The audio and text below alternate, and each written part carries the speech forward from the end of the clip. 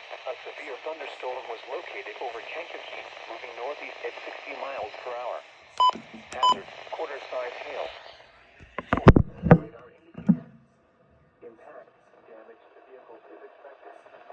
This severe thunderstorm will be near Mantino about 4:20 p.m. Moments around 4:25 p.m. Grant Park around 4:30 p.m.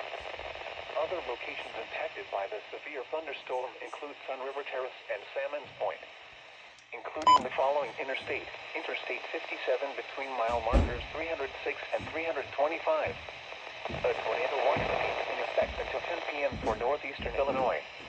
Prepare immediately for ground lightning. Seek shelter inside a well-built structure. Stay away from windows. A tornado watch remains in effect until 10 p.m. for northeastern Illinois.